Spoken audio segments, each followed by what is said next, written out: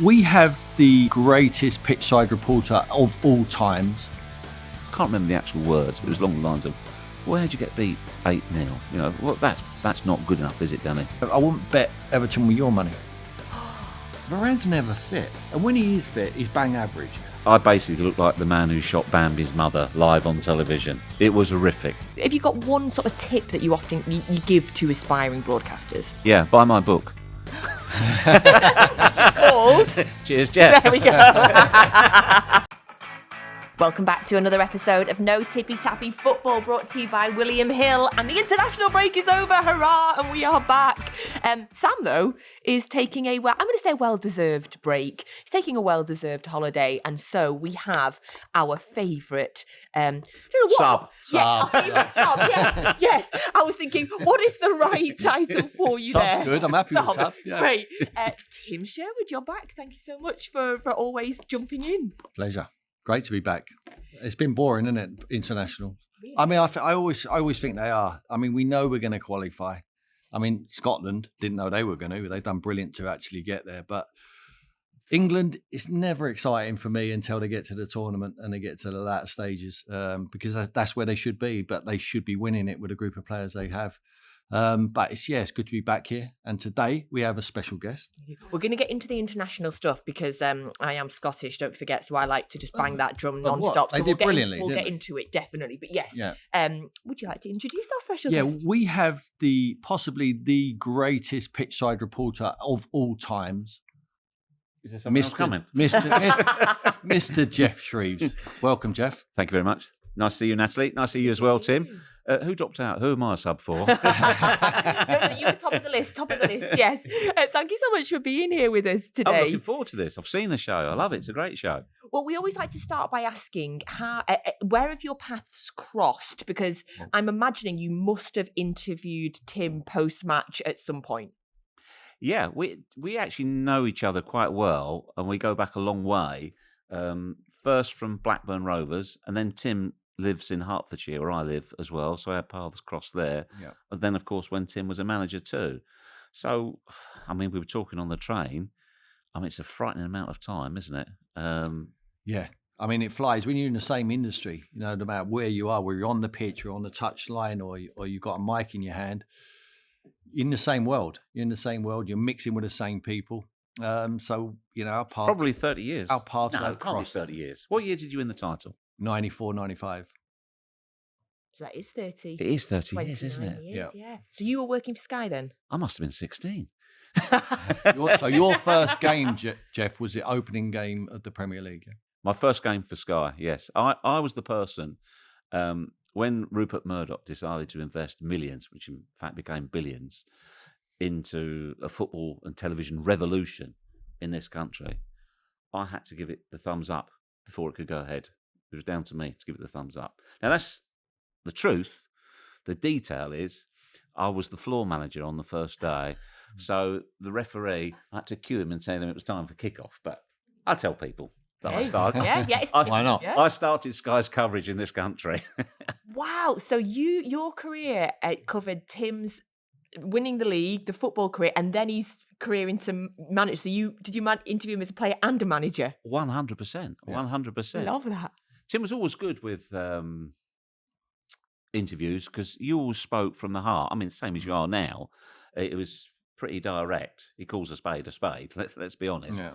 So, and that Blackburn team, they had so many good characters. You had fantastic characters there. And you had a mixture of characters as well. You had some quite clever and quite studious boys. You had some quite shy and quiet people. I mean, Chris Sutton, he's got a fantastic media career now. Hardly ever spoke as a player, did he? We rarely did. Chris just didn't want to do interviews in those days. He's making up for it now. And he's good. I like this. But when you know people's characters like you knew mine, do you play on that, especially in a manager? Because I remember a game at Stamford Bridge when I thought you might mention that. I was very hot after the game, Tottenham. Yep. I wasn't happy with the second half performance of our team. And whereas an experienced manager would have took time, gone to the dressing room, then come after and cooled himself down, I didn't. I was still very hot when I was stood in front of Geoff. And did you play on that? Did you know that there was an opportunity there to get some headlines? No, you sense it. If you think about it, what is the job? You do a similar job, Natalie. What is our job in this scenario? It's not about us. It's about what our viewers want to hear. We're not important. Stupid as it sounds, you're not important. Yeah. It's what they get from you. Obviously, you are important, but it's what they get from you. So I didn't have any preconceived idea. I can't know what you're going to say. Obviously, you weren't going to be happy because the result and the performance was poor. Again, though, I'm a reporter, so I don't offer. You'll never hear me offer my opinion. I didn't say to you, "Call your team were poor today." That's down to you to decide if they were poor or not. You might want to protect them, but as soon as you started unloading, then that's the cue for me to get more. To say, okay, well, why were you unhappy? What do you do about it? Where do you take this from here? And you were just off and running. So I didn't go looking for that, but at the first sign that you wanted to offer that, then that is a rich seam to be mined. Could you not have protected me in that situation? That's not my job. To be honest with you, I don't think there was any stopping you that day. I don't remember this interview, but I feel like I need to go back in. Yeah. Is there a directive, though, from above? No. Never. People say to me, "Are you told what to ask?" And I say, "No, it's entirely down to me." And I'm never sure if that's what they want to hear, whether they're trying to excuse me for the duff questions or whether I'm pursuing a particular... It's all about feel. Yeah. It's all about feel on the day. I will protect players, and I have protected players. I can think of certain players who have been sent off, and I say, I think, in a tunnel, I think you should come out and apologise. It's up to you, mate. Players that I've had a good relationship with, and they'll think they're not going to do it because I say so. I'm just suggesting it, and they say, "Yeah, I think you're right." Or the other one as well. I never ever go with a curveball. So let's just say I was doing an interview with you as a manager or any manager pre-match, and then one of your players overnight there's a scandal, there's a story away from the pitch that you're unaware of. Unlikely, but I'm not just going to... You never mug them. You don't say, "Oh, by the way, what is your reaction to so-and-so?" Yeah. So with Sir Alex Ferguson, if there was one what I'd call a curveball, I would say, "Oh, by the way, I need to ask you about this." Could be a takeover bid, could be anything at all. And sometimes he'd glare at me and say, "I'm not talking about that. I refuse to answer that question." I said, "Fine, that's your prerogative, but out of courtesy, to let you know, I will be asking you about it. Yeah. And then you can choose." Yeah. So, and the other thing as well, I was taught very early on, I was given some very good advice. When, I started out as the floor manager or fixer at Sky, I used to ring around the training grounds, it is such a different world from what it is now. Before we had the rights, we used to have this evening show. We had no footage, so you're looking for stories. I used to ring Arsenal's training ground and Chelsea's training ground, where they had a payphone in reception. Somebody will always, if a payphone rings, somebody will always answer it. "Who's that?" "Shreeves. Who's that?" "Why is he?" "Oh, mate. Anything happened today?" "Nah." "Oh, yeah, Bez turned his ankle training. Couple of days. But cheers, mate. Thanks." Phone goes down, and that'd be a line for the news. Yeah. Wow. So you were talking to players and managers all the time. And when I first became a reporter, I can't even remember who the manager was. I was going to interview this manager, and it said,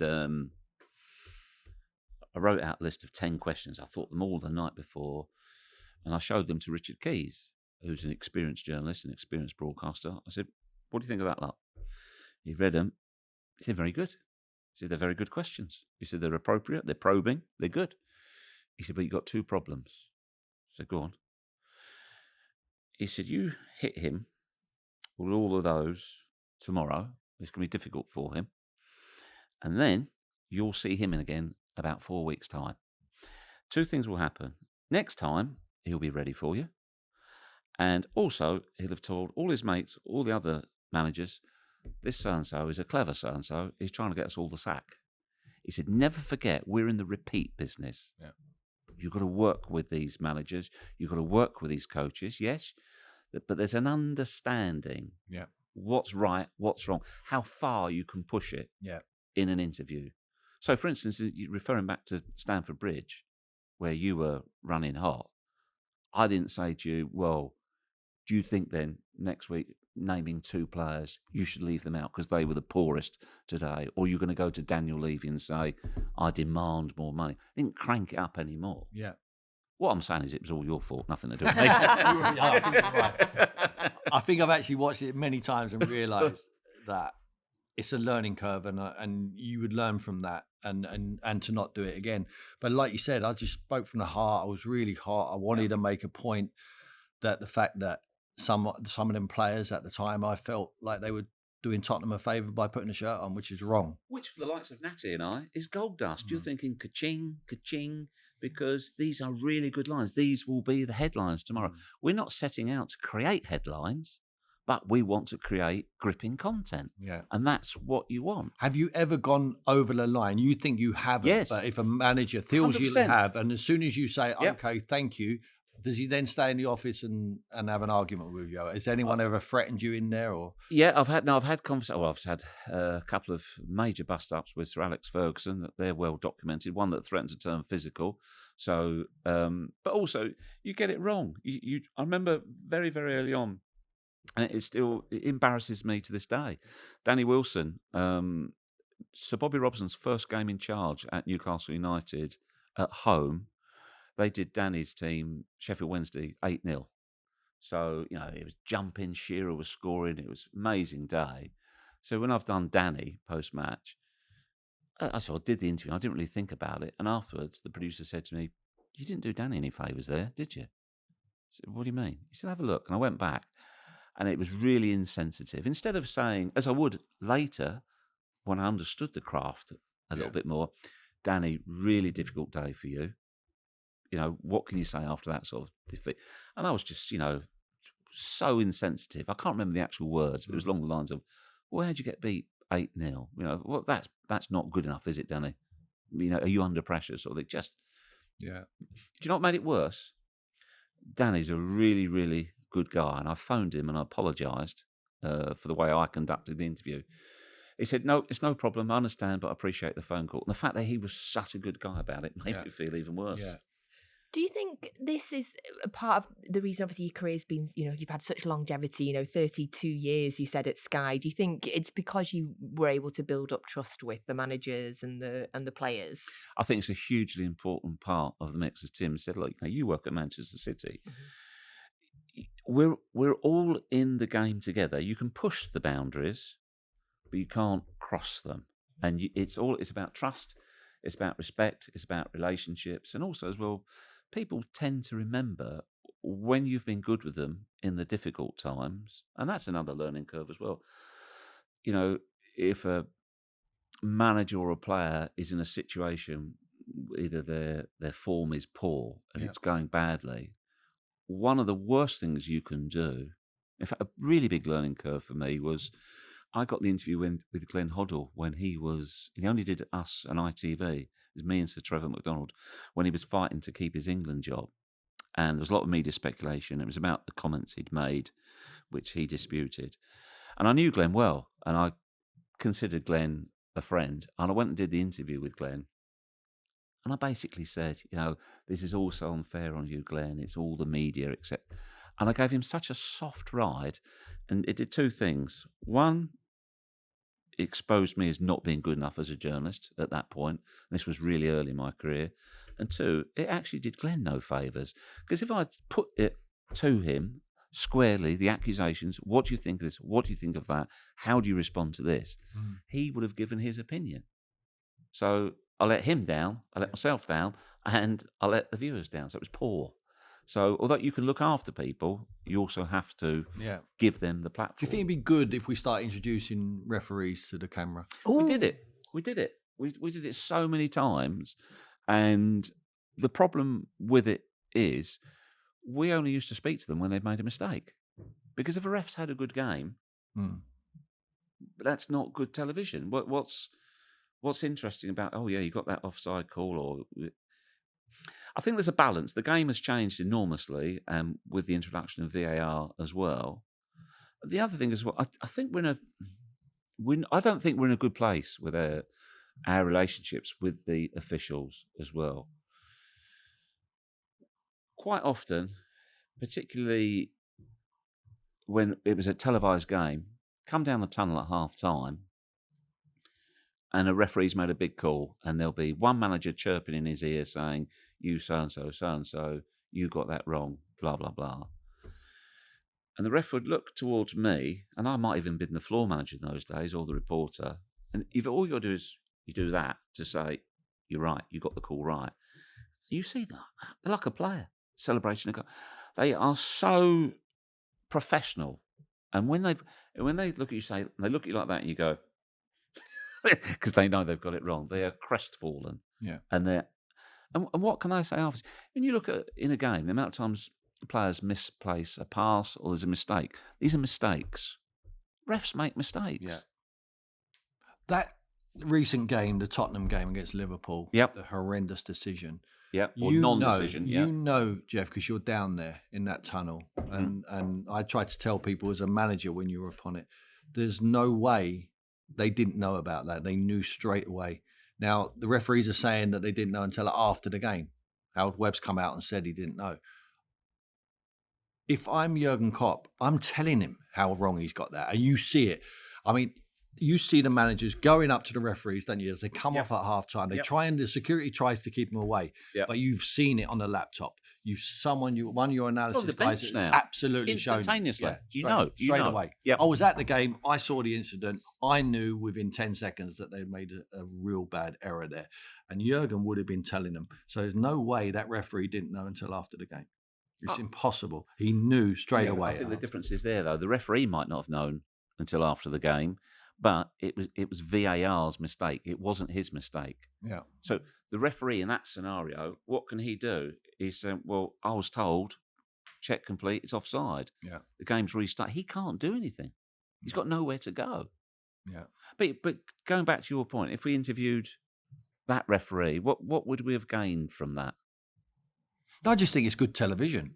I think it gets used to. I know the more people talk, the more people like him. I mean, Howard Webb, what has he done? He's not changed him. He's not made him any better. But what he does is comes out and he apologises. Now, that is not his criteria. In the end, he needs to start improving the technology. He needs to start improving the referees' performances. But at the moment, he's there. He's visual. So people are saying, well, at least he's talking about it. Yeah, I think it's a step in the right direction to humanise them.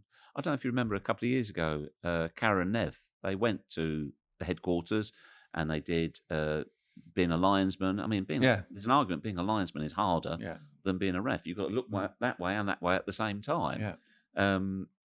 And it shows a little bit about their world. And having spent a lot of time around referees over the years, you get to see how much effort they put in. You as a player and as a manager, also as well. You imagine people like him chirruping in your ear the whole time, and you're not exactly saying to them, "Excuse me, I think you may possibly want to reflect on that one at a later stage." And that's the rugby team. It's amazing how they're smashing into each other, and then they go and say, "Excuse me, sir, which decision are you going to give?" It's incredible. And the referees team as well in the rugby, they turn around to these huge guys and say, if I see your face again, you'll be off. Yeah. Apologies. Yeah. Will football ever get there? They're trying, aren't they, with this? I don't know if you saw the WSL game a couple of weeks ago. City were playing Chelsea and the players couldn't go anywhere near the ref. They couldn't say anything. I've spoken to a few of the players after. They couldn't say anything and the ref was booking them right, left and centre. So they are trying to crack down on the dissent. Please excuse me, I just want to stop this episode quickly because Big Sam and I just want to say a huge thank you to you for supporting No Tippy Tappy Football, whether you are listening or watching or doing both. Sam and I absolutely love doing this podcast and we couldn't do it without you. So take a second, please, and subscribe or follow wherever you are watching or listening to us. We're also on Twitter, No Tippy Tappy Football, and we have our own YouTube channel. I know everybody says it, but it really would mean a lot to us, and it means that we can keep getting bigger and better guests the more followers and the more subscribers we have. And then you can go and tell all your mates that you've done Big Sam a favour. So thank you for listening. I just don't like VAR though. I just don't like it. Oh, you don't? No. It's killjoy. When do you know what did it for me? It was when we did Mikel Antonio after a game, and he's really big character, funny lad, and he must have 100 dances for all his different goals.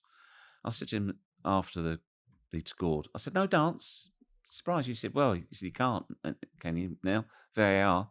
He said, you imagine I do the worm and then the goal check disallowed. He said, I look a right fool. And it takes the spontaneity out of it. Yeah. Mm-hmm. Yeah.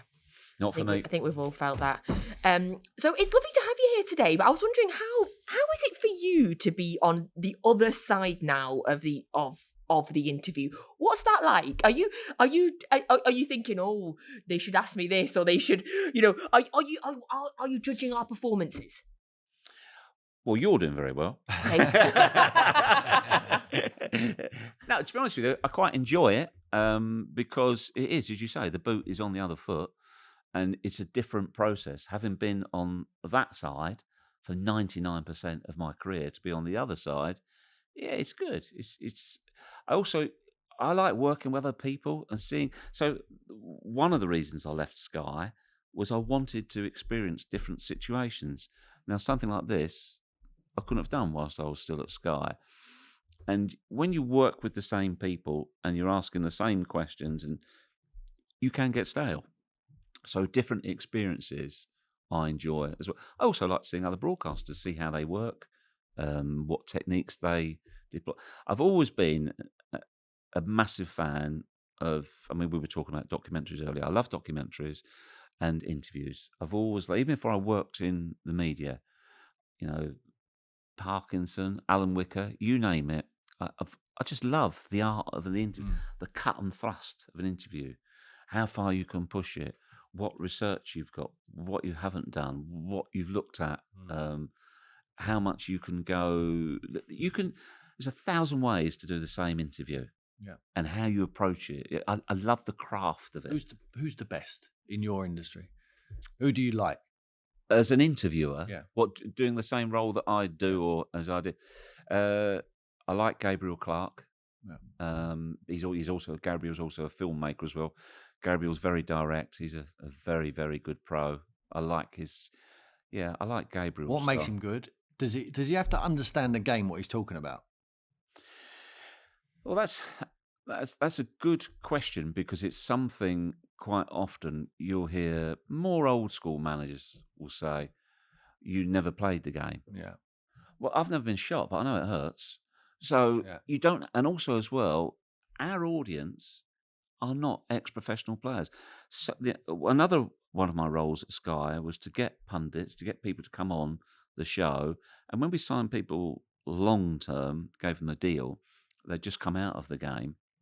One of the biggest problems we had was saying to them, do not forget that our audience is 0.0000001% ex-pros. So there'll be things that you think are blindingly obvious, but they're not to our audience. Yeah. Don't tell us what we can see. Yeah. Add to the pictures. Yeah. So when I'm interviewing you, now you get the presenters and pundits doing some of the interviews pre-match. Yeah. It's a different type of interview because there's an understanding that they've played the game. Yeah. With a journalist, you'll get a different type of interview as well. I think you've got to have a feel for the game. You couldn't have no knowledge whatsoever, but you don't necessarily. I think it's going the other way, though, Geoff. I think there's far too much analysis. There's far too much analysis. I enjoy it. I enjoy watching it. But I think the armchair man, the man watching it in a pub, it's far too much. My dad doesn't watch it. Too much. The game and then because they're trying to baffle them with science and new terminology. The game's exactly the same as it was. The terminology has changed. And I just think it's too much for the consumer. I really do. I think it's good for people who know football. But like you said, minute percentage. There's two aspects to that. First and foremost, football fans now are so knowledgeable because of the advent, literally, of the smartphone and all of the websites. The game is analysed to the nth degree, and they will tell you, and particularly younger fans, their knowledge of stats is unbelievable, extraordinary. So you've got to satisfy that demand, but also never forget it's supposed to be about entertainment. There's a brilliant documentary. There's a clip on YouTube. If you Google it, it's Brian Clough and John Motson, and it must be 40 odd years old. This clip, And Brian Clough says to him, you have a problem in that you and your cameras, you come, I'm trying not to sound like him, but I'm going there. You're bringing your cameras. He said, and you in your studios, you analyse our games and you find out all the things you point out all the things that we've done wrong. He says, stop it. Forget. This is entertainment. The working man wants to watch football and enjoy himself. Yeah. Don't take this apart. Yeah. And I'm not sure that the great Brian Clough wasn't wrong. Yeah.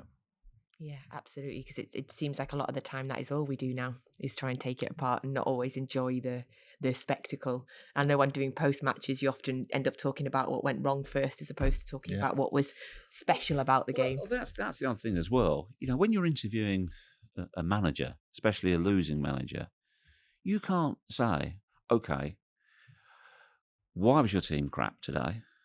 They were crap last week. Why do you continue to be crap? And it's just nonsense. The guy is normally a guy. The guy is doing his best. He's prepared his team in the best way possible. He's fighting for his career.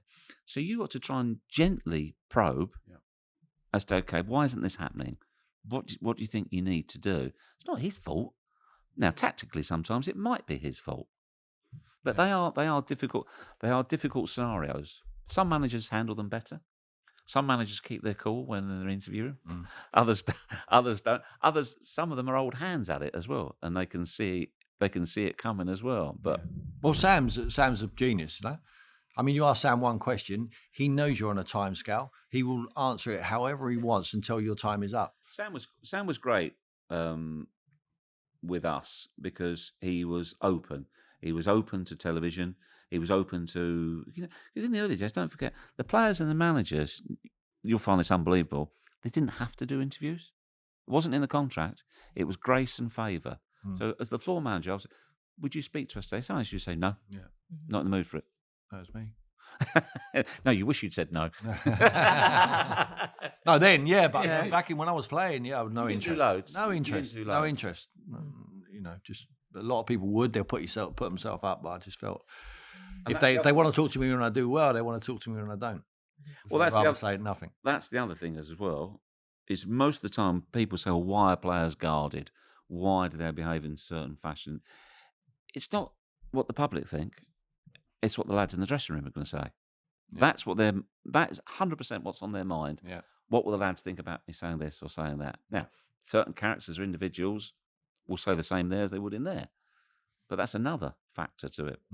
Honestly, I'll try not to bore you to death today, Natalie. But not at all. It's been my career, it's been my life. But interviews, that they are so multi-layered. It's to me, the construction of them is just fascinating. They're great, and when they go right, you know what it's like. When they go right, you get a real buzz of it. Yeah. Oh, somebody said to me very early in my career, and I agree with him. There's a producer, a guy called Andy Melvin. He said, live television and conducting interviews. He said it's like riding a motorbike without a helmet. He said it's absolutely thrilling, and you're flying. He said, but when you fall off, it doesn't half hurt. Yeah, definitely. Right, let's get onto some of these current football things. Go on. And obviously, we mentioned it at the top there. I'm Scottish, you are English. We are both very happy. Are you still complaining about the disallowed goal? Yes. No, not now we've qualified. Now you've qualified. Not now we've qualified, we put that to but one side. I was up until the full-time whistle of the Spain. I still don't know why it was disallowed.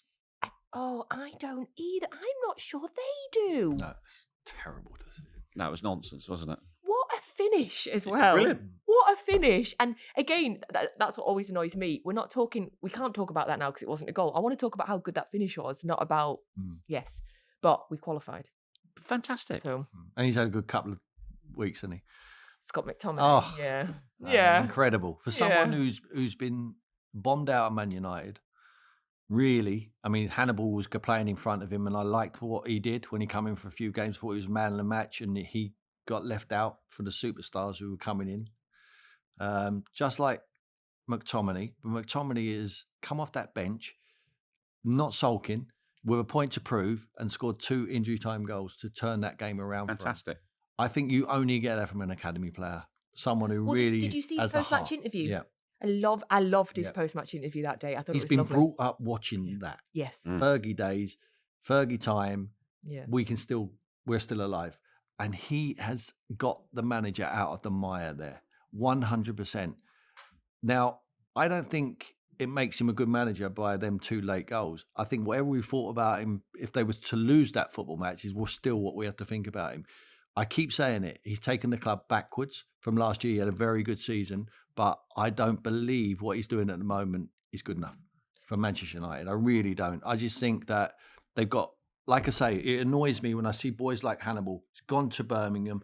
He's done the hard yards on loan, performed really well, got back, got into the team, had an opportunity, performed fantastically well, give him energy in that midfield area. And then when one of the superstars is back fit, they go into the team and he sits him on the bench and they lose football matches. Now, he's not judging people equally. What he's doing is he's throwing the team onto the pitch. Wherever they land, he's hoping a superstar wins them the football match. Now, they will. When you've got superstars like Bruno, and you've got, look at Marcus's performance last night for England compared to how he's been playing recently from Manchester United. A manager's job is to improve the individuals. And at the moment, he's not improving anyone. And I think one person really annoys me, and I don't know him personally, but I think he's got away with it at the moment, is Varane. Varane's never fit. And when he is fit, he's bang average. I mean, he's had a magnificent career. We know he has. But we're happy to jump on the back of Maguire. But this guy's getting away with it. He's getting away with it. He's never, ever fit. And then we talk about, Saka should have been rested at Arsenal. He's played so much football.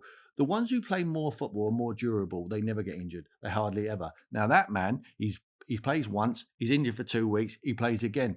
He seems to be picking his games. And when he plays, he's not brilliant anyway. So there's a lot of work to be done at Man United. And you quite like it when I'm annoyed about Manchester United. I know that. That's why you let me. That's why you're letting me drift away onto the Man United front. But it started with McTominay, and at the moment, surely he has to play at the weekend for Manchester United. I love it, but there is a serious point to it as well, obviously, because from your side, Geoff, from your days when they were on top of the world, Sir Alex Ferguson days, you will have literally seen up close and personal the demise to the point. And do you know what? Sometimes you have to check yourself and remember as well, the demise of Manchester United is still this. What did they finish? Top 4 of the Premier League last year. I mean, it's cyclical. Don't forget, before Sir Alex Ferguson arrived, they hadn't won the title for 26 years. So it happens at football clubs. There's no guarantee whatsoever of dominance, but a club of Manchester United's size, it just shows what an influential figure he was. He was so much more than the manager at that club. He ran the show from top to bottom, and they didn't plan well enough for his succession. I don't think they supported David Moyes well enough when he came in. And David probably didn't realise. I mean, he would have known how good Sir Alex was, but really how much he had run the club. Yeah. So it's a mess. I mean, it's a mess now. Even the takeover's a mess. Yeah. And from the club that often labels itself the biggest club in the world, it is a mess. I think good to have you here today, and when you see it. When you see the interviews with reporters talking to the manager, it's almost like a get-out-of-jail free card when they talk about the Glazers for the Manchester United manager. You're almost letting him off the hook. It doesn't matter about the takeover. It doesn't matter who the chief exec is. It doesn't matter who the sporting director is. Your group of players got outplayed by a team at the bottom of the league. I would never. It is down to you. In the times I interviewed Erik Ten Hag, I never once referred to the takeover. 100%. Yeah. His team, his tactics, his buys, and all the Manchester United managers that have been there, they've had money to spend. Yeah. For me, there's no cohesion in the club. They're not all pulling in the same direction. Not aligned. No one at the club. No, I think that starts from the. And I don't think I'm a genius. I think that's the common consensus. Yeah. Isn't it? But 100%, the performances are down to him. And they bought money. They spent, and a huge amount of money. So they've not had the money. But what I'm saying is, have they improved? You need progression at every football club, and every manager gets a finger pointed at them and said, "Are you taking us forward?" 100%. He took them forward last year. He's took them backwards this year, up to now. I will say managers get sacked on 2 things: primarily their results, and secondly their signings. That's what people look at. Yeah. the results aren't good enough, and then also the signings have not done what they thought, there's a problem. And their interviews. Do you think? 100%. Sir Okay. Alex Ferguson says it. He said there's 2 games a week. One's a football match, one's an interview. It's almost more important you win the interview. And because when you're talking to the fans, you're talking to the owners, you're talking to your players. You're talking to everyone. When you're in front of that camera, and you need to have, if you can spin it, there's some genius spinners around in the game. He was the master. He was the master. He wasn't above Natalie. Before an interview, like, be doing an interview, say he's left a player out that day or whatever, he'll lean for, ask me about so-and-so. Okay. Because he wanted to get it out. He wanted to get the message out. So, again, you're the reporter. Great. This is gold dust. We want this. Yeah. Strange enough, he was quite often a better interviewee in defeat, Sir Alex. Mm-hmm. Always fronted up, and he would protect his players, or if he thought they weren't good enough. And often he would be quite critical of his players when they'd won, because he didn't want them getting above themselves or getting ahead of themselves. Yeah. As you said, he was the listen. Mourinho was no slouch when it came to interviews. Yeah. But to a degree, it's a game as well. A lot of it is a game, the post-match interview. Yeah. Because you're never going to have the absolute hard truth. Say you're a manager somewhere, and I say to you, why is so-and-so not playing? You say, well, to be honest with you, I think he felt he wasn't quite comfortable in training this week, so we decided best not to involve him today. And off camera, I'll say to him, go on. He'll say, not tried a leg all week in training. He's a joke. Can't wait to get rid of him. But he can't say that publicly. No. Can't say that publicly. I remember when I was at Tottenham, I left out Sandro in a game. And after the game, they asked me in the press conference, Sandro had posted, I don't do social media, so he posted that he wasn't injured. He was just left out. Oh, did he? When was that? They said an hour before, just an hour and a half before the game. So obviously, if the opposition manager wanted to look at the team, he knew that Sandro wasn't going to play. And I said, no, he's absolutely right. Yeah, he wasn't injured. He's just not good enough at the moment. So, what did you find more difficult, the television interview or the press conference? The press conference, because it's longer, it's more drawn out. But at the same time, you had a little bit more cooling down time. Well, you've normally walked from. You've done me or somebody similar to me, and then you walk from there to the press conference, normally with a press officer. Yeah. And the press officer who's thinking for the club. Yeah. Tim, you might want to rein that in a bit, or absolutely, and they did many times, and even on the Friday when you go and do your press conference, they've got a list of questions what you're going to get asked, and these are the answers we want you to say. But I was never ever going to get it. And the other thing in the press conference as well is the writers there. Yeah, they can hunt in packs, and they're good. They're really good writers. They really know their stuff. Yeah. So the attack will start over here. They'll start planting the seed, and then there'll be one come from over here. I do notice though that sometimes they're at football, and then they're at the tennis, and then they're at the golf. So they are, geniuses of every sport. Do you prefer to be? Sorry, Geoff. Do you prefer to be interviewed by a former pro that's turned pundit or journalist or broadcaster? Well, it doesn't happen. I don't think that. I'm not sure that's ever happened to me, but. Well, that wouldn't be. That's likely to be more of a chat because not many former pros have necessarily the same journalistic instinct.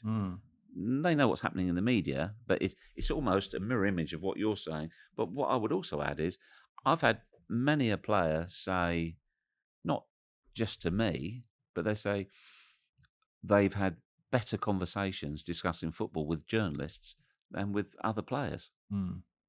And they like the input of the journalists. And so let's talk about Jack Grealish or James Maddison.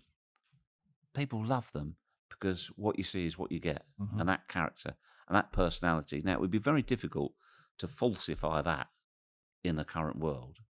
But I understand what you're saying. There's, he's a great pro, works really hard, really serious about the game. You'd be thinking, again, couldn't care less. He's always late for training, first to leave, not interested at all. I think if James Maddison and Jack Grealish didn't speak to the media, then the perception from the outside would be very, very different.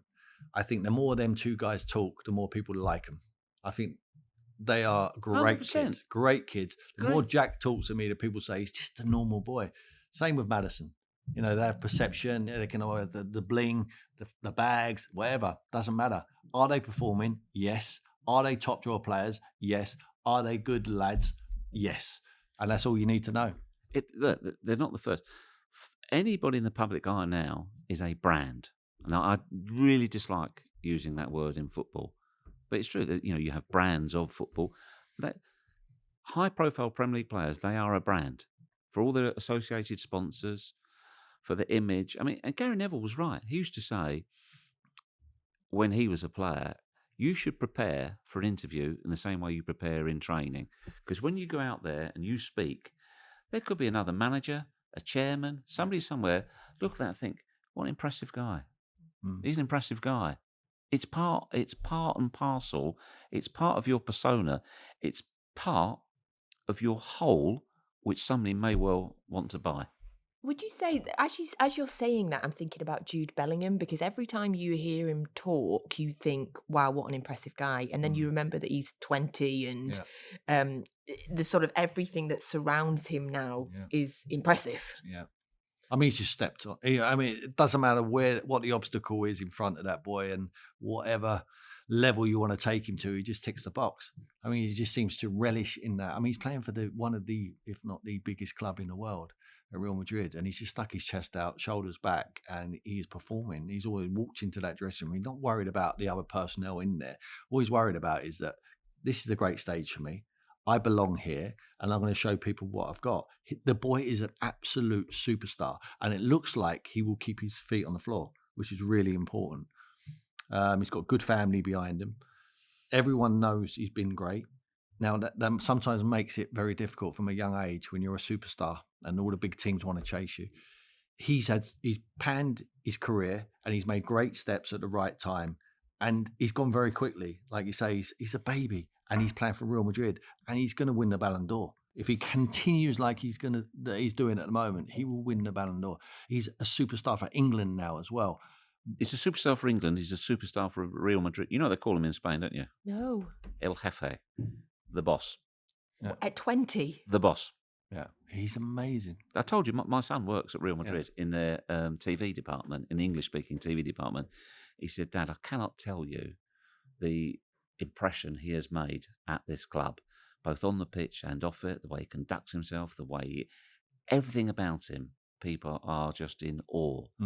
But you look, I was watching the game last night, Tim, and I was trying to think, when was the last time we had a central midfield player boss a game like that, run a game?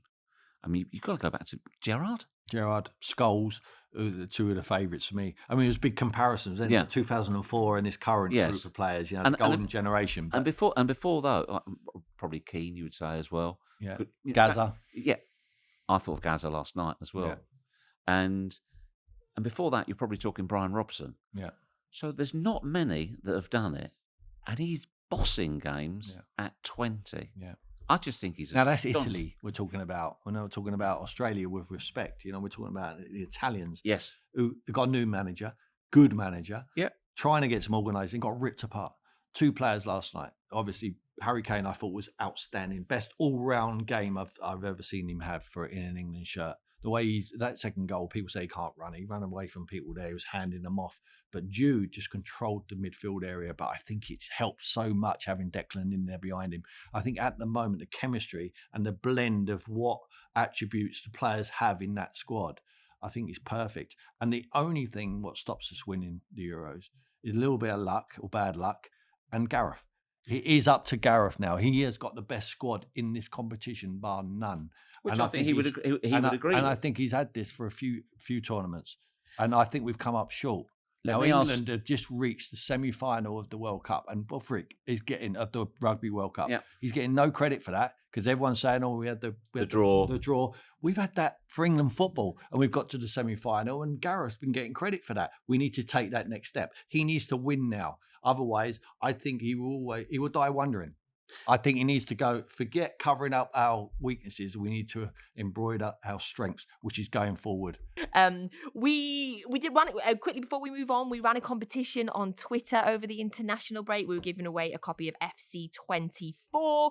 Congratulations to Jacob McHale. You have won. So Jacob, that's on Twitter. So bob me a DM or bob No Tippy Tappy Pod on Twitter a DM, and we will get that copy sent to you. Thanks to everybody for taking part in our competition. Want to get into a few. We've touched on your relationships with different managers, but there's a few. Well, there's one manager that sticks out that I think everybody will want me to ask you about, and that is Jurgen Klopp. Mm-hmm. Of course, the Merseyside Derby is coming up this weekend as well, so it's absolutely perfect. What are your thoughts on Klopp after all your years with him, his interview styles, him as a manager? If you're talking about him as a manager and how he is in my specific area, post-match interviews, I take the view that if you take the good, the fantastic Jurgen, in the moments when he's high as a kite, they've just done amazing things. He gives brilliant sound bites. He's really good in interview, says good things. He's funny, he's entertaining, his body language is good. And that's the immediacy of the post-match interview. We talked earlier about Tim when he went into it too quickly on reflection. If you take that, you've also got to take the other side. When he is prickly, when he is difficult, when he does give you short answers or challenges you, gives you some back. So I think you have to accept the good with the bad. I remember when they got pumped at the Etihad and they'd already won the title. Was it 4-1 they got beat? And post-match I said, well, the thing is, you had chances. And he looked at me, how can you ask me questions like, how can you ask me, did we have chances? Well, I did. Because you did have chances. I don't know if you remember the game. They had good chances. It was a perfectly reasonable question. But it didn't matter. It didn't matter. He was not having it. And I got the tail end of his wrath. But that's fine. Because that is part and parcel of the job. You take the good with the bad. And I've had managers come back to me afterwards and say, look, sorry about that, mate. Bit heavy on you there. It goes both ways. But the overall package of Jurgen, I think he's brilliant for the Premier League and I take no issue. But what you've got to do is be prepared to stand your ground. But there's managers you like better than others, isn't it, personally? I mean, after all, you're human nature, you're though, isn't it? Being, right? Yeah. So when they come in, is there times when you think, I'm not having this guy today. I'm going to rile him. I'm going to ask him this question. Not deliberately, because that's you shouldn't get like that. But if they are human nature, if they're uncooperative, and if they don't want to know, and they don't want to help, then it's more your professional priorities. A bit. Hang on, look, I'm doing my job here. I'm doing that. You could extend me the same courtesy that I extend you. So then maybe you'll lean in a little bit more. But do you feel that you were looked down upon from managers? No. May well be when I'm not there. They may well say, "Who do you think he's?" This. No, because they know I'm fulfilling a role, and whoever does my job, the other interviewers as well. Yeah, fulfilling a role. So who is the worst? Ooh. Well, people say who's a good manager interviewing, who's a bad manager. It's easy. A good manager is the winning manager, losing manager. Yeah. Funny enough, now you know Harry Redknapp very well, and I know Harry Redknapp very well. And he's one of the most funny, entertaining, hospitable people you could wish to meet. When it's not gone well, Harry was not an easy interviewee. Now, it wasn't personal to me. It's the situation that's difficult. I've never felt after an interview the guy was hard work because it was me, because he didn't like me, and he, for want of a better phrase, he wasn't having me. I've never felt that. Yeah, it's normally the situation they're in. Yeah. So I've never felt, you've got that wrong, or you've got no idea there. Could the managers ring Sky or the clubs on their behalf and say, I don't want Geoff Shreeves there. I don't want to speak to him after the game. Yeah. That could happen. But in fairness, Sky would never, ever... It would have more to do with pundits. Say there was an ex-player who'd been saying things in the media. Yeah. And they said, look, we don't want him as a pundit at our game. Yeah. And then this was more going back in the day, and the Sky's executive's response was, yeah, no problem. But if you're picking our team, we'll pick yours. We'll let you know which players we want you to play on that night. Yeah. Okay? Well, don't be ridiculous. Well, don't you be ridiculous either. Yeah. So no, we wouldn't countenance that. Now, if there's a safety issue or there's again, you're trying to work together. You're not necessarily going to have an antagonist there. If the antagonist has been unprofessional, he's just saying it to make it about himself. Yeah. I tell you, it was interesting. José, after he left Manchester United, he came and worked for us. Right? Didn't do it for the money, didn't do it for the profile, did it because he was interested. And he said to us afterwards, he said, I had no idea. He said, genuinely, how much work you folks put into this, how professional you are. He said, how much you care. He said, you're all football fans, everybody, camera crew, sound guy, everybody. He said, and he's been an experienced manager. He said, I see it really differently now. You all know about low blocks and half spaces. You love that low block one, don't you? I always had a mid block. Merseyside Derby predictions, talking about Liverpool. What do you think? Anfield, isn't it? Not a game, is it? I mean, seriously. I mean, at the moment, we've had one derby this year, and that's been the Tottenham Arsenal game. I think now it should not be competitive, this football match. They picked up a little bit more confidence at Everton. Everyone says in these games, form goes out the window. It's a load of nonsense. If Liverpool play well, and they'll win the football match. If everything goes right for Everton, they've possibly got a chance, but they need the referee to be on their side. They need a load of luck for them to get a result. That's the way I see it. I mean, it is a mismatch at the moment. Even though with their last time out, they ran up a hatful of goals, and Sean Dyche has been saying XG. Look at XG. He's been saying if they start scoring goals, puncher's chance. No, two horse race. You've always got a chance in a football match. But listen, if I was a betting man, I would say absolutely. I wouldn't bet Everton with your money. To be fair, I don't think I'll be backing Everton, but I would also never rule it out. I wouldn't want double or quits on everything I've got, which is not a lot, to be honest with you. On Everton not getting a result, you just never know. You never know. Liverpool just seem to be going so well at the minute. When I look at the contenders for the Premier League at the minute, I mean, Liverpool obviously up there. This is Liverpool Mark II. They've got their mojo back. Absolutely. They've got an incredible array of attackers. Yeah. The manager, he's signed a long-term deal. He's got the bit between his teeth. Yeah. They're at it. They are at it. Yeah. And they've given him the players. They give him the players what he's wanted, because I fancied he might leave the football club. But they've obviously done the work in the transfer market. And they've given him the midfield players which he wants. And I just think Salah stayed. For me, they're going to be the nearest challengers to Man City again. Oh, okay. Because obviously you've said a couple of times that Spurs are in contention this season. They're in contention because of the start they've made. But they have been top of the league at Christmas under Jose. And look what happened. This is different. One thing you can guarantee with this Tottenham team is they're going to play entertaining football. Postecoglou's done a brilliant job. They all look like they're enjoying it. Well, you would if you're a player in that dressing room and a manager gives you the confidence to go toe-to-toe with any team, and I mean anyone they play, they will not take a backward step. So you enjoy going in there every single day in the training, and you enjoy looking at the matches because you've got a manager who trusts you and he improves the individuals. Now, there's a load of players there, like Sarr and Doggy, fantastic. He's come back from loan. Basuma's been outstanding. Everyone thought they were surplus to requirements, these players. But all of a sudden, this guy's put his arm around him. He showed him a little bit, of love, and he's saying, "Look, we're going to play to your strengths." Yep. And all of a sudden, their recruitment doesn't look half bad. Whereas before, I was very critical of it because the recruitment guy would have said, "Well, Jose or Conte are not using them in the correct way." This guy, all of a sudden, they're the same players. Yes, they've signed Maddison, who's been brilliant, and Son looks like he's come back to life. Now we're talking about a team, I believe, at the moment, and it can only go on the 8 games what we've seen. But one thing you can guarantee, they'll continue playing this way. You can't continue them picking up 3 points every single week. They are Harry Kane away from winning the Premier League. Oh. I just love his demeanour. Yes. He's a great guy, isn't he? He's the sort of bloke you just want to have a beer with him and listen to him about football.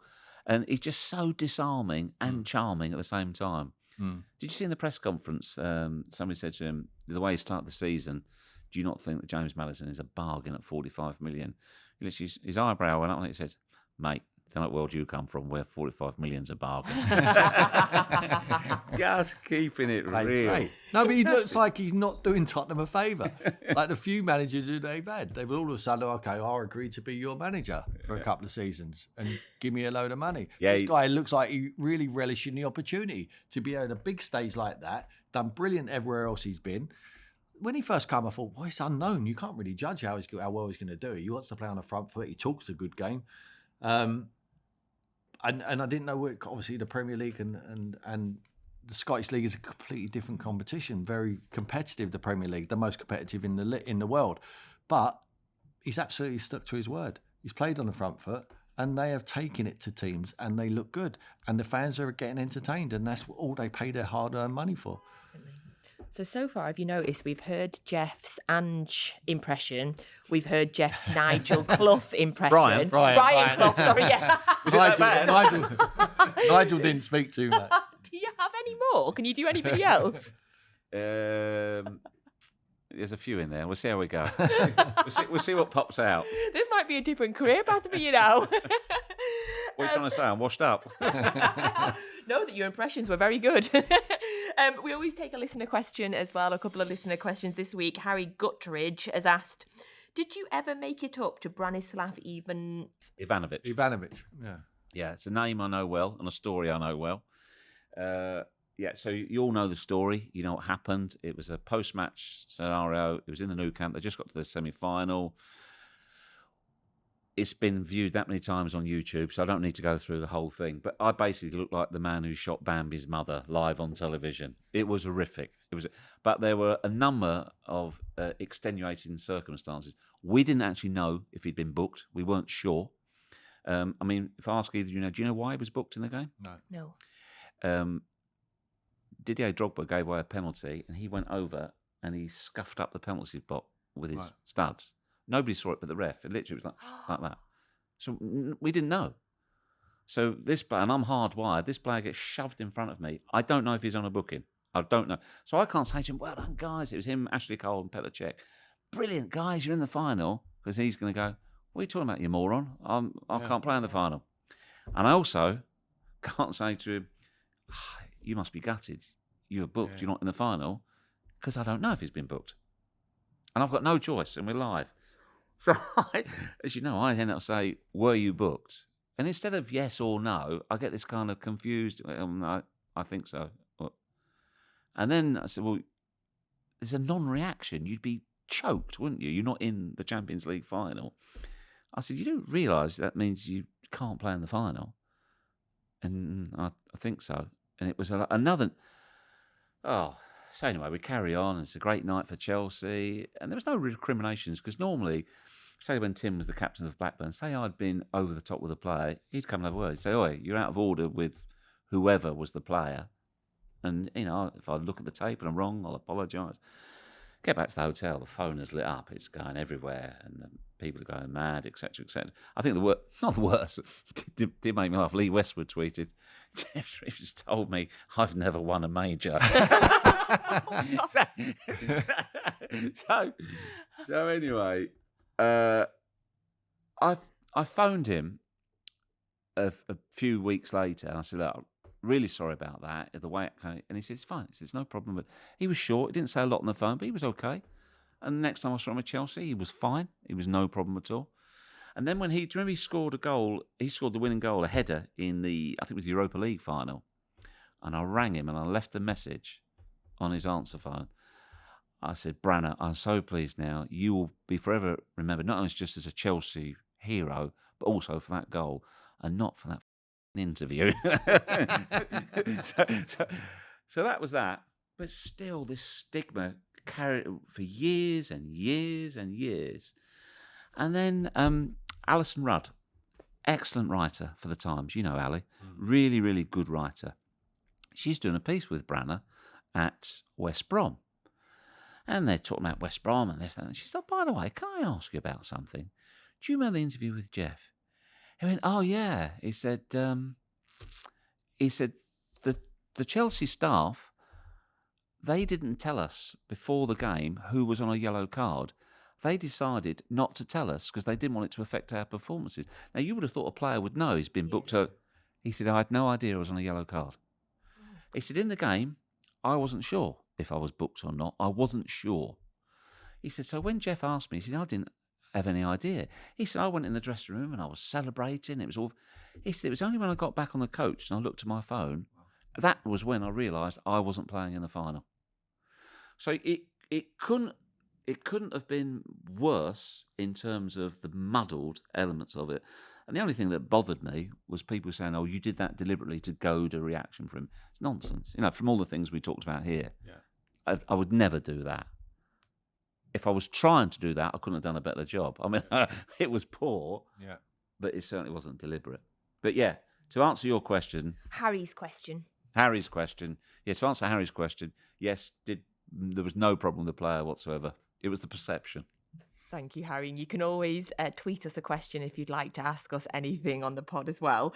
With everything you've said in mind, Geoff, because I'm sure there will be plenty of aspiring broadcasters listening, have you got one sort of tip that you often you give to aspiring broadcasters? Yeah, buy my book. Which is called? Cheers, Geoff. There we go. How many times do people say cheers, Geoff, to you? A lot in the street. Normally they've walked past you and you hear a shout from behind you, sort of wave or what have you. I mean, it's funny, the whole cheers, Geoff thing, it came about from the FIFA game. And I think I must be one of the few people who's got a catchphrase, and that sounds so big-headed that I know. I sound up myself talking like this. But I was doing a piece with the Mirror and they said, we've analysed your Twitter feed and 30% of responses to your tweets are cheers, Geoff. It actually, the phrase has entered the Urban Dictionary, and the definition is to offer a piece of information that is utterly useless and does not inform anybody. I've even seen a picture of a bloke who's had "Cheers, Geoff" tattooed on his arse. Oh my God! Why anybody would do that? I've no idea. And it all came about. I wasn't even there, so I'd recorded my bits for FIFA, my touchline stuff. You know, he's a tough cookie. He'll carry on. All that. Did it in a day, and then a day I wasn't there. Martin Tyler and Alan Smith are in there doing all their scenarios. Oh, long range shot. Oh, that's a great F. All those things. And a sound engineer said to Martin, right, we've just heard from the touchline reporter, Geoff Shreeves. Can you pick up from him? Can you do me half a dozen? So Martin, literally, off the top of his head, being the consummate pro, said, good information there, Geoff. Or, interesting stuff, Geoff. We'll keep an eye on that. That could develop. You know. And then the last one, he went, cheers, Geoff. And for whatever reason, the sound engineer picked cheers, Geoff. And it's had a life of its own. And now your autobiography is called Cheers, Geoff. Cheers, Geoff. It was the obvious place to start. To answer your question seriously, I speak to a lot of young people. I've spoken at unis, and people do ask me for advice. If you're going to a uni, obviously language, get a second language, particularly now. Spanish would be, I'd have Spanish as a second language. And also read, read outside of football, because the more well-read you are, the more points of reference as an interviewer. And then listen to good people as well. Listen to, look at people on TV, how they do it. And one of the hardest things, it's a bit like, I suppose, like any profession.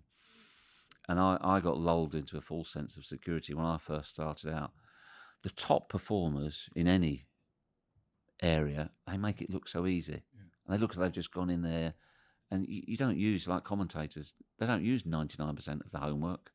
You'll have, I bet you've got 60 questions on there. 3 pages. Yeah, and you'll probably only use 10. Yeah. And you make it look easy. And people think, Natalie, she's a really nice presenter. She's got a nice way about her. She's got a nice voice. She's a natural. They don't see the hard work. They don't see the hard yards.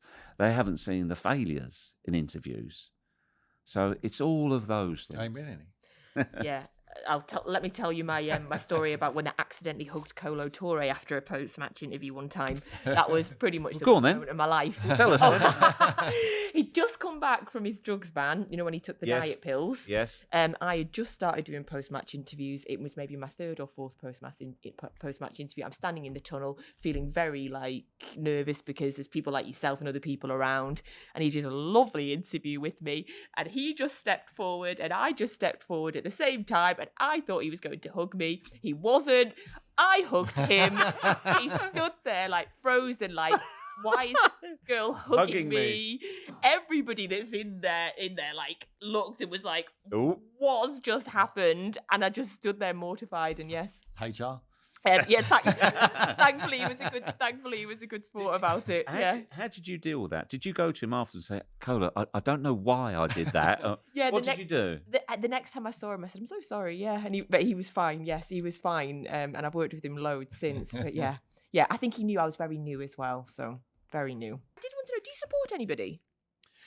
I am a fiercely independent sports reporter with no great bias, allegiance or loyalty whatsoever. Arsenal. People say this all the time, and all the way through my career, I've never said who I support, ever. Okay. And you never will? Well, people assume that you're biased in favour of or against. And it's all right if you... I mean, people like Martin support Woking. If I supported a non-competitive team... Also, I remember having a conversation with Sir Alex about it once, and he implied possibly been biased because of the team I support. I said, what? So when I first went to football when I was 5, I should have said to my dad, stop, one day I might need to be an independent sports reporter. Or, and it was good. It was a good conversation. But who's your son support? Real Madrid. Is he? Yeah. What, now? Or Real before? Madrid. You said he supports Real Madrid now. Yeah. He's trying. Granddad. Very last question for you, because we could talk all day. It's been fascinating. If you had to have and this is the gritty journalism that I'm sure you will appreciate that we do on No Tippy Tappy Football. We like to get into the real nitty gritty of things. If you have to have a night out with 3 of your former Sky colleagues, who would you go on a night out with? Well, I had a day out yesterday with Keys, Gray and Peter Reid, so I've done well to be here. Definitely. I had lunch with them yesterday. Of the latter... Noel Quinn is always good on a night out, although do not foolishly try and drink the same amount as him. I remember one time I met him for lunch, and he was telling me he'd had a great night out the night before, where during the evening he'd met I think it was the head of the Catholic Church in England, and he'd sold him half a greyhound. That's and a night out with Quinny. It's just a series of adventures. Nights out with Karen never good fun because all they do is argue all the time and go at each other. As you well know, Jamie Redknapp's great laugh on a night out, and you're always, if you're out with Jamie as well, you're guaranteed the best table in the restaurant. You're guaranteed the best food, and you're guaranteed the best wines as well. So Jamie would make it a stylish night out. To be honest with you, over the years, I've had so many good times with so many of them. They're fab. Football people are fabulous people. When they're away from the pressures of the game, and you're sitting, Tim and I on the train on the way up today, just sitting, just laughing and laughing, remembering good times. So it's rare you'd have a night out in football with a football person not have good fun. I think football people are sociable people, whether that be media, players, managers. Yeah, I think it's changed a little bit down the years, but we can only talk about what we were brought up with, and it was good fun. I wouldn't change it. I'd change the money, but I wouldn't change the year.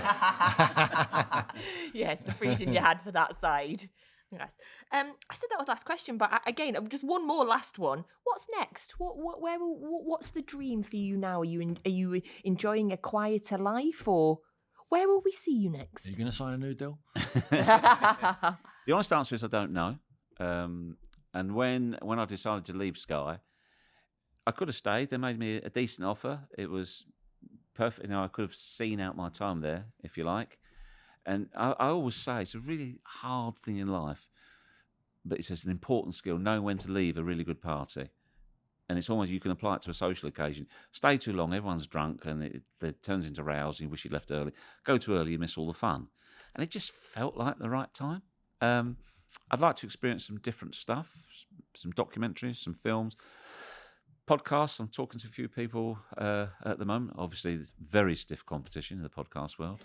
There's some really good stuff out there. And a few other bits and pieces as well. But I'm certainly not done yet. I mean, I'm doing quite a lot for American television, which I've always done. I'll do the Euros for Fox next summer. I'm doing some stuff for CBS.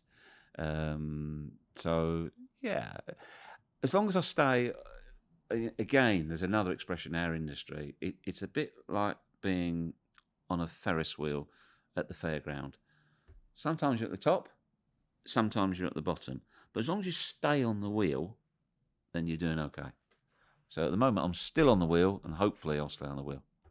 Thank you. Thank you so much for being here with us today. Oh, thank you both. Thank you for inviting me. Good fun. Thank you, Tim. Cheers. Thank you very much indeed. Geoff. Thank you. Thanks, Natalie. Thank Thanks you very so much. much. Thank It was you. a real pleasure. Well done, And thank you all again for joining us on another episode of No Tippy Tappy Football, brought to you by William Hill. We are back next week. I am not, because I am in Switzerland for the Champions League game. Down Yes. there from Who's your sub? Yes. My sub is Lee from William Hill, who subbed in last time. Yes. So have you? Yes, you were. Were you? No. Big, I look big forward to shoes him. to fill. I look big forward to shoes him. to fill. Absolutely. So, yes, but I'll be back in 2 weeks. Are you back in 2 weeks? Yeah. Lovely. Sam is on an extended holiday in the world of Sam Allardyce. But we will be back next week and the week after that and the week after that. Thank you for joining us.